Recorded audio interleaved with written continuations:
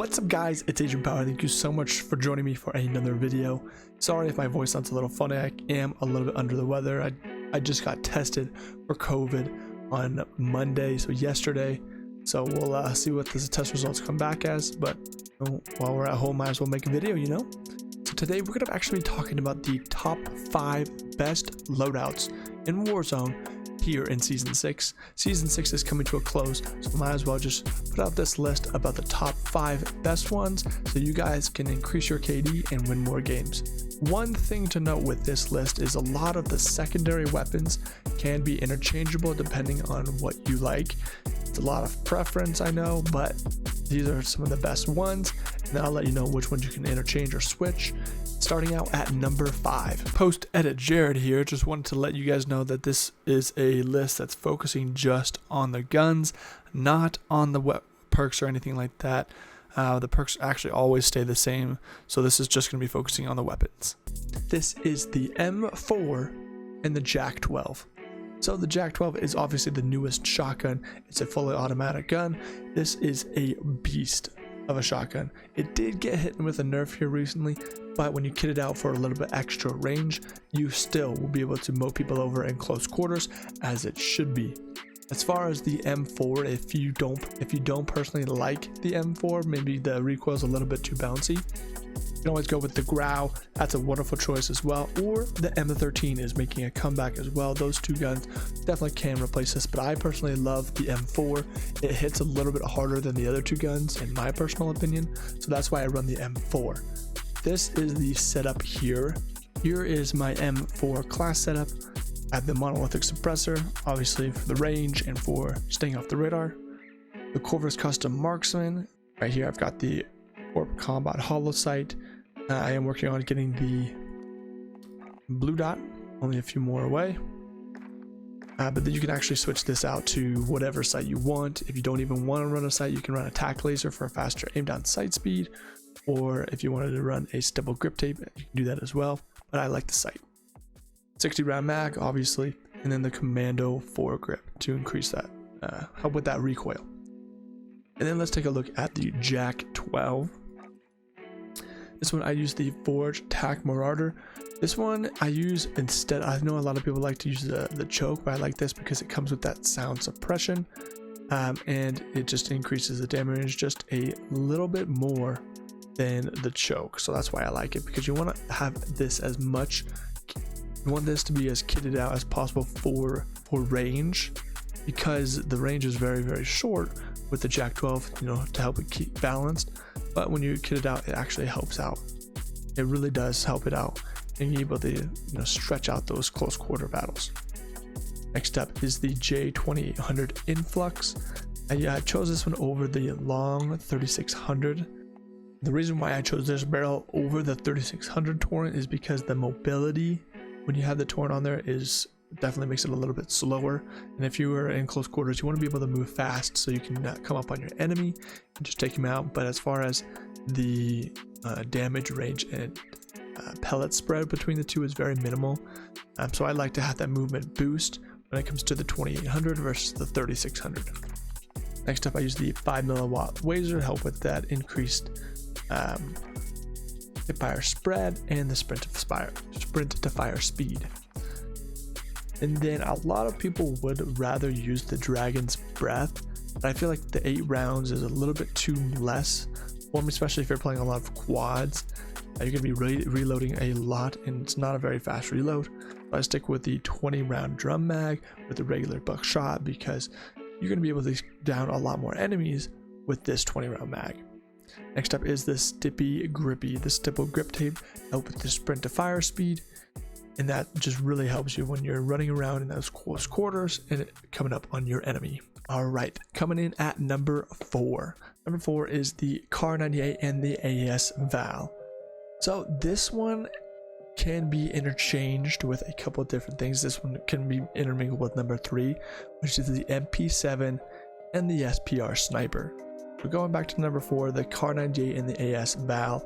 I like using this one because of the aggressive playstyle you can use. The Kar is a very fast aim down sight weapon. The ASVAL is a very high fire rate gun. I use it as an SMG. You almost have to because of its minimal magazine size. The ASVAL up close really can compete with the MP7 and the MP5 with time to kill. So these two coupled together is a really fun sniper class. Again, it's a very aggressive playstyle because the car has got a very fast in-out sight speed, movement speed, and the ASVAL, using that with it, will be able to help you win those close range battles. It's just an overall really fun loadout to use. Again, this can be interchanged, so if you want to run the car with the MP7 you can, and the SPR with the ASVAL, you can definitely do that. They're interchangeable, but for me personally, I like this loadout the best. Alright, let's take a look at the Kar 98. The Kar 98, I use the monolithic suppressor, the single guard custom 27.6 inch barrel. Obviously you want to increase that range as much as possible. Tac laser for faster aim down sight speed. This one I use the variable zoom scope only because I like the reticles a little bit more than just the sniper scope. But again, this is personal preference, so you can switch between either one. And then I use the stippled grip tape, the handy dandy Stippy Grippy, because it helps with that in down sight speed, so you're going to be able to be more of an aggressive sniper if you want to do that. And then let's take a look at the ASVAL.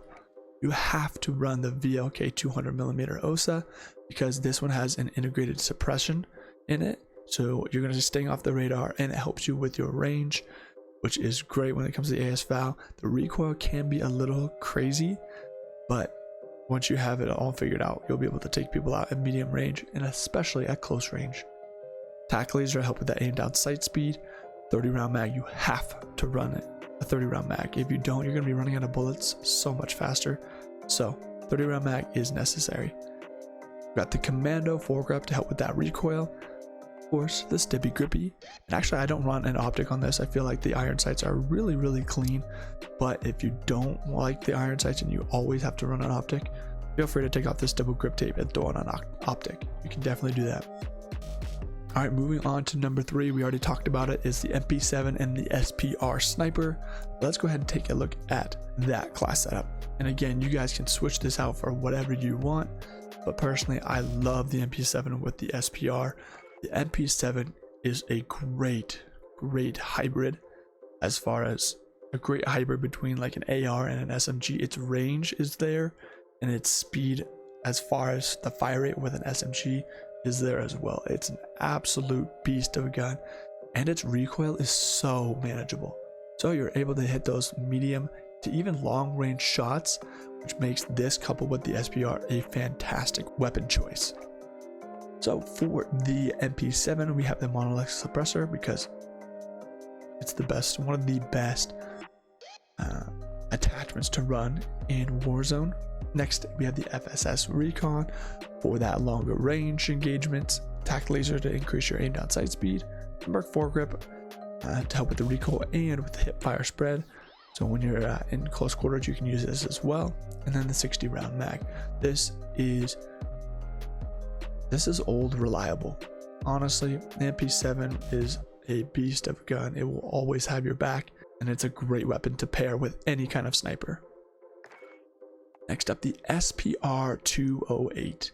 This gun everybody was kind of turning away from and going back to the Kar 98 because it got hit with the nerf, but this gun is still a beast. It is very comparable to the Kar 98. I feel like Kar 98 and SPR are like 1A and 1B. They're right there together, no problem. But it's a lot of fun to use, so this is the class setup I use. We used the monolithic suppressor, the SPR 26 inch barrel, for obvious reasons, for that range and bullet velocity, tac laser to increase your download or your aim down sight speed, a sniper scope, and then I used the .300 Norma mags. A lot of people have been testing out these different mags now that the SPR got its nerf. And for the advantages and disadvantages, everyone has found out the Norma mags give you the highest benefit and the least amount of backdraw. The 338 Lapua used to do that for you, but not anymore. So the Norma mags are actually the way to go. Bullet velocity is going to be the best on it. So that's why you want to run the Norma mags over anything else, and that's what makes this sniper just as good as the Kar now. Alright, coming in at number 2 is the AMAX. The AMAX and the MP5. This is a gun that has been coming up here in the past few months. Everybody's been loving it. It's pretty much the AK-47, but so much more. It's what the AK-47 wants to be. The AMAX hits hard, it's accurate, and the recoil is not that bad. So let's take a look here. Of course, we've got the monolith suppressor as always, the XRK Zodiac S440 barrel. Again, the Corp Combat Hollow Sight. Again, this can be switched out for the VLK if you want. But right now, I just really like using the Combat Hollow Sight. It's really good. The Commando foregrip. I've seen a lot of people who want to run the Ranger foregrip. If you're having a little bit of trouble handling the recoil, switch over to the Ranger foregrip, see if that helps. But you can't go wrong with the Commando or the Ranger. So you can interchange those two. Those are definitely one of the best underbarrels to run on the AMAX. And of course the 40 round mag, but 45 rounds is plenty because you can drop people with the AMAX so fast. It's a really reliable gun and definitely one of the top weapons in Call of Duty right now. And then next up is the MP5. This is obviously the best secondary in the game. It always has been and always probably will be. People love this gun. And this, I've seen a lot of different builds for it, but this is what I run. I run a monolithic integral suppressor. It takes care of the muzzle when it comes to staying off the radar and keeping your bullets quiet.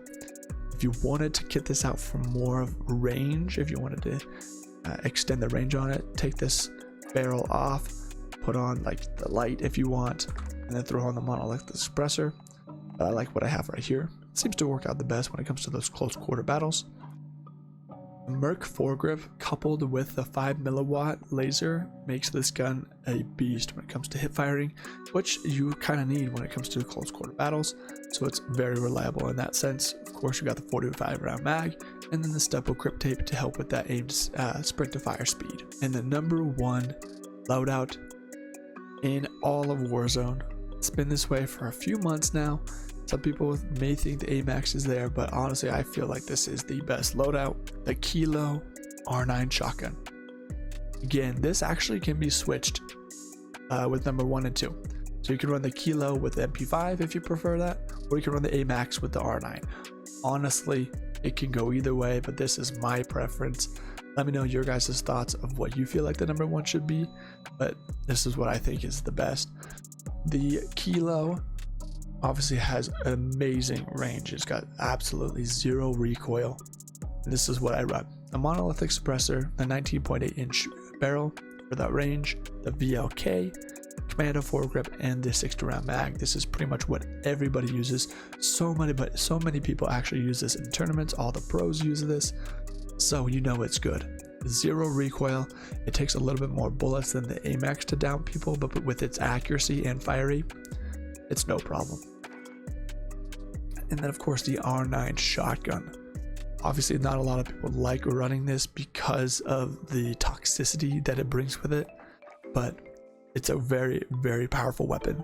Alright, for the attachments for the R9, we have the choke to help with that tighter spread, the forged tac sentry to help with that range, 5mW so you can hip fire easily. You never want to aim down sight with this. I never do.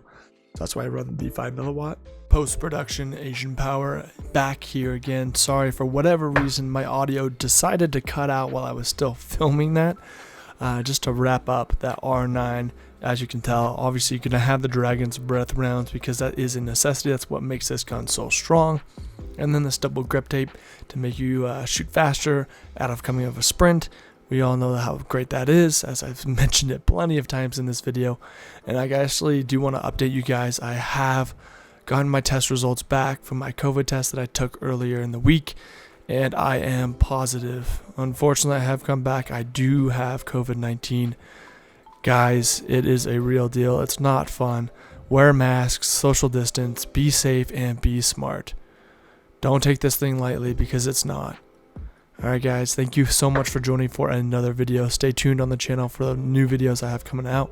Cold War is coming out at the end of the week, so definitely stick around for that. Thank you guys for all the support, and I hope you guys stay with me in this journey, and we'll see you next time. Peace.